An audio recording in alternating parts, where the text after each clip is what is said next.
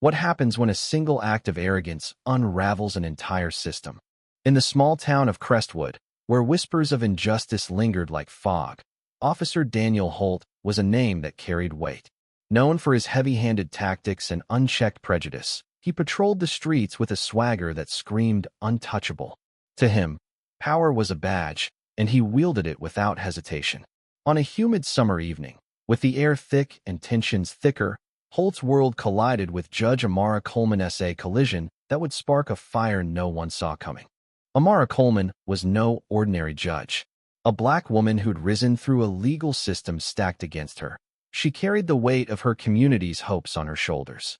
Her courtroom was a sanctuary of fairness, her rulings sharp and principled. That evening, she was leaving the courthouse after a long day, her robes folded neatly in her bag, when Holt's cruiser screeched to a stop beside her. He'd received a vague tip about a suspicious individual. Near the Corthosia tip, he twisted to fit his biases. Without a second thought, he approached Amara, his voice dripping with contempt. "You don't belong here," he sneered, misjudging her as just another face to intimidate. Amara's calm response, her name, her title only fueled Holt's ego.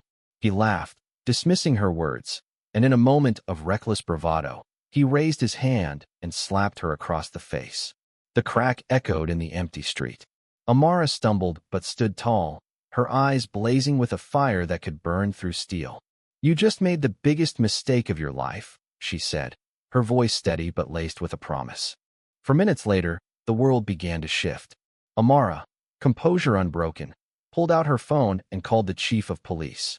Her words were precise, her tone unyielding. By the time Holt realized who she was, his smirk had vanished. The courthouse security cameras had captured everything, every word, every action, every damning second. But the story didn't end with Holt's humiliation. It was only the beginning. Enter Marcus Tate, a rookie officer who'd been riding with Holt that night. Marcus was young, idealistic, and silently horrified by what he'd witnessed. He'd joined the force to protect, not to oppress, but fear of retaliation had kept him quiet until now. In the aftermath of the incident, Marcus made a choice. He leaked the security footage to a local journalist, a woman known for exposing corruption. The video spread like wildfire, igniting outrage across Crestwood and beyond. Social media erupted, hashtags trending, and protesters gathered outside the police station by dawn. The department, already riddled with whispers of misconduct, began to crumble under the scrutiny. Holt's slap wasn't just an assault on Amara. It was a spark that exposed years of systemic abuse. Internal investigations were launched, and one by one, officers with histories of complaints were suspended. The chief, desperate to save face, resigned within days. But the real power lay in Amara's response. She didn't just press charges. She used her platform to demand reform. In court, her voice carried the weight of every person who'd been silenced by Crestwood's broken system.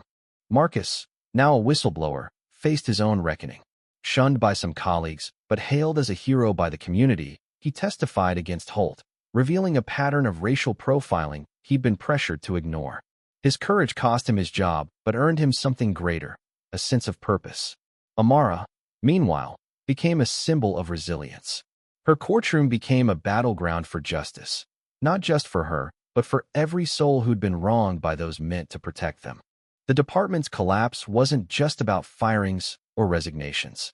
It was about a community waking up, demanding accountability, and refusing to let the system hide its flaws any longer. Amara's dignity, Marcus's bravery, and the town's collective voice proved stronger than Holt's arrogance. In the end, one slap dismantled a house of cards, revealing the truth. Justice, when fought for, can shake the foundations of even the most corrupt systems. What began as a moment of cruelty ended as a testament to resilience. Crestwood would never be the same, and neither would those who stood up to rebuild it. Indy.